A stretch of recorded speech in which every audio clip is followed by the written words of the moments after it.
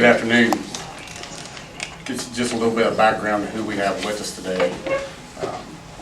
We have Mr. Rick Snow, National Center for Missing and Exploited Children, U.S. Marshal Service. If you do not want to be mentioned by name.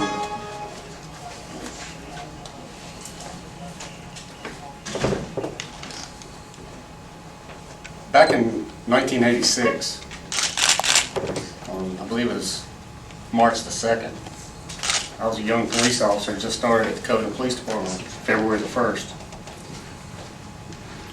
And received a call that there were some skeletal remains that were found off of Jackson Street, near the Jackson Street ballpark, that was called back then.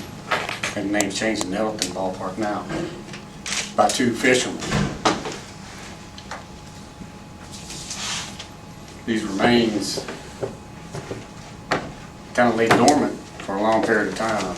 No one knew anything. Back in that day, you didn't have, the DNA was just coming to fruition. So there's not a lot of ways to really identify bodies. I think the DNA started in 1985 in England.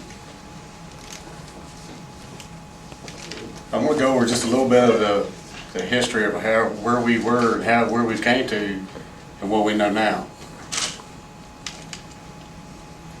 During the creation of the Victim Identification Program in November 2011, with the National Center for Missing and Exploited Children, a case of an unidentified male was found in Covington, Virginia.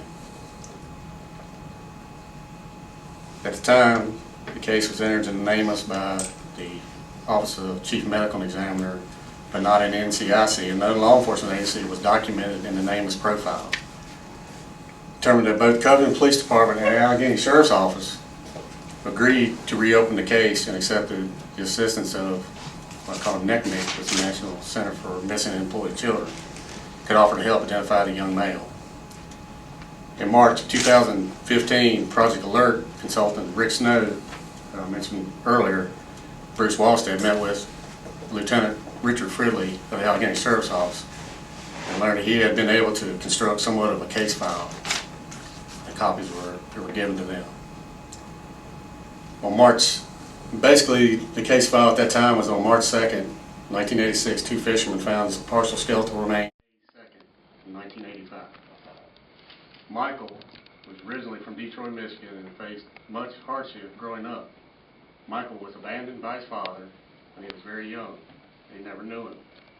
His mother, and there'd be a correction of the background information that I emailed you all, she died from a brain hemorrhage when he was young, and he and his brother, one younger brother, were put up for adoption.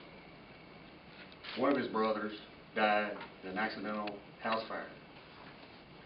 Michael had a history of running away and getting in trouble with police as a juvenile. When he moved to Covington, he lived with his grandmother in the late 1984. His grandmother was unable to care for him. He was charged with some minor offenses of living with his uncle. At the time, Michael lived with his uncle, Donnie Person.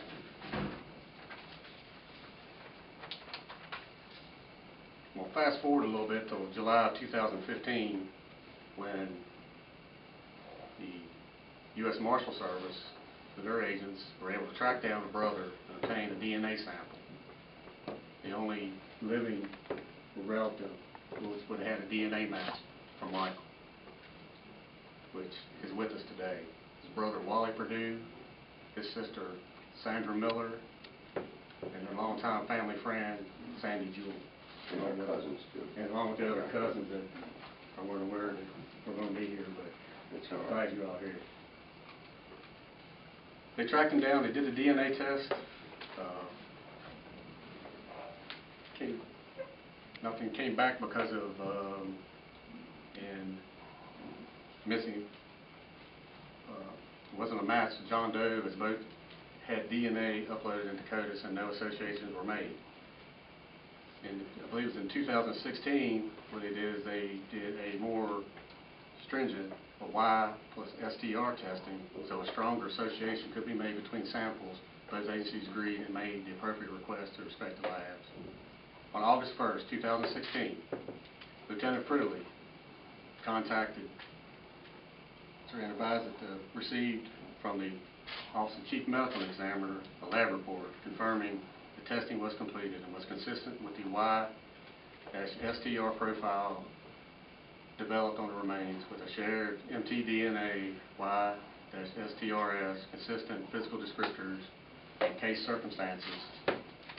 The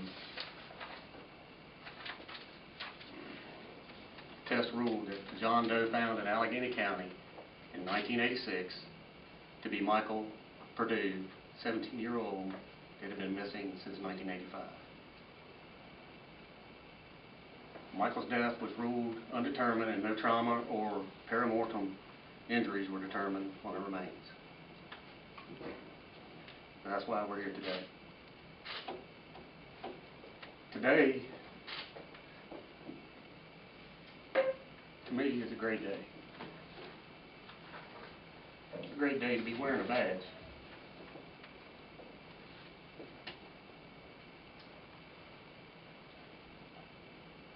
When a family loses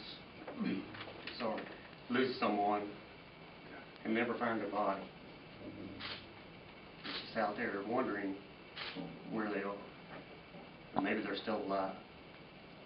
It's a great day as a police officer, and especially from the beginning of 30 years ago, if you'd asked me, what do you think would happen? I didn't have a clue. Probably said, they would never find out who this body belongs to. Because in 1985, there was a massive flood that came through Covington. And that's what we believe maybe that washed those Michael remains.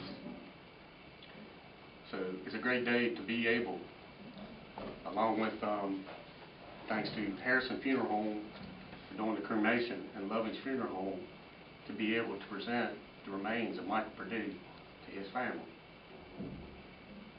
Michael's family, I'll be here for any questions after this, but Michael's family has told me prior to this, I didn't know, but today that they would like to say a few words. So thank you. Thank you. Okay. How you doing, y'all? This is my brother here. Michael, as you see, he was a handsome guy.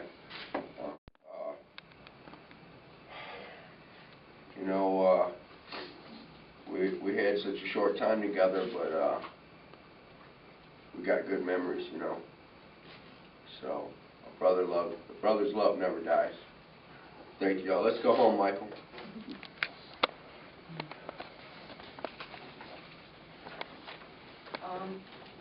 First of all, I'd like to thank the Alleghany County Sheriff for everything that they've done to try to solve this case. It's been a long 30 years. Michael was a mischievous boy, but he loved his family, and he loved the woods, and he loved the mountains, and I'd like to thank everyone that's worked on this case, the funeral homes that's helped bring him home to us so that we can take him back to Detroit to be with our older brother. And it's a lot of closure for our family to know where he is. It's been hard these 30 years not knowing if he was going to come in the door or not.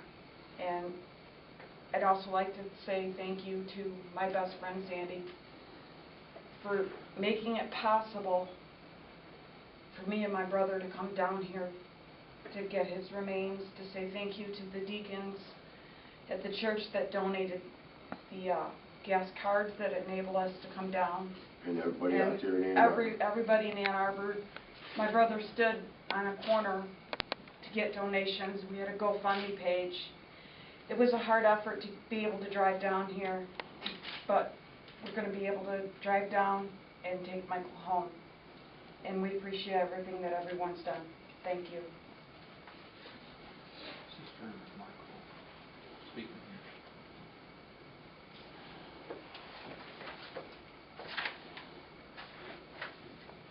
I guess this concludes it. I'm sorry, I'm emotional about this.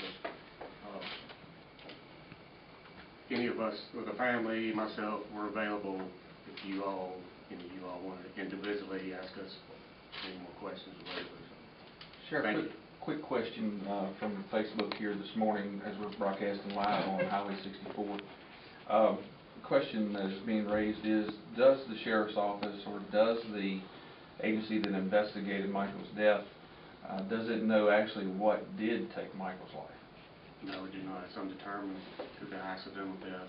We have no way of knowing. Actually, this case was a Covington Police Department case from a missing person. And I believe how the Sheriff's Office got involved, and it was, bones were found, I believe, in the county. It's close to the line, from what I remember from back then. And it's been through a lot of different people's hands. It's unreal. I mean, Lieutenant Freely doesn't like being in front of the camera talking about it, but there was probably 2 or 3 other investigators at both different agencies at some time, you know, had something to do with these remains, but there was no, you know, law enforcement has changed so much that I know in 30 years that we didn't have this type of technology that we have today. You know, like you're here on Facebook doing this, you know, interview. We didn't have the DNA, like I said before, was just starting. The other ways to test things, you know, it's just like until after the DNA came, it was to me, being a young police officer, I didn't know what they were supposed to do or anything. I hadn't been to the academy. I didn't go to the academy until September of that year. But those guys at least knew enough how to preserve the remains and this evidence. And without that, I mean, people like Captain Donnie Cale of the Sheriff's Office and Jack Thurston, who was the sergeant investigator at the time when I was there, who's passed now and ended up being the chief. But those guys hound this evidence the proper way, and then with the technology, that's how the technology has changed, and then the funding to be able to do a lot of these tests from these grants, we wouldn't be here today. And to me, I think that's why, you know, being a part of that over the years and with the families, why I'm a little bit emotional about it. But, you know, as police officers, you spend, you know, 30 years that I have, there's not a lot of good things. It's been involved in a lot of bad situations. But today is like a great day. Sheriff, from the watchers on Facebook. Yes, sir. Sheriff, can you say if the facial reconstruction that I believe was done by the State Medical Examiner's Office, did that play a direct role in this identification? I think somewhat. I mean, it was something that, you know, in 2013 when they did that, we thought it was some way that maybe we would help, you know, us identify the person. I think for years and for 30 years, I believe that everyone thought it was Michael, you know, because we're a small area and he was the only missing person, but there was always that outside idea that, hey, you know, yeah, there was a flood in 1985. Could this body have, you know, been lost somewhere else up the river and washed down in here to Covington? But I think that for the main part was I think most people at the time, you know, had a pretty good guess. I mean, you have a 50-50 chance anyway, but I thought it was Michael. I think it was up until, you know, working together, so many agencies working together with local, state, and federal, and then the marshals finding the brother, who, you know, I mean, that's the only shot we had. And, you know, I remember when this thing first started in 2013, we got called over to the lab. We were starting to get excited about, hey, you know, maybe we can get something going on this, and then, you know, we don't hear anything until 3 years later, and now here we are. So it's just a great day to be wearing a badge.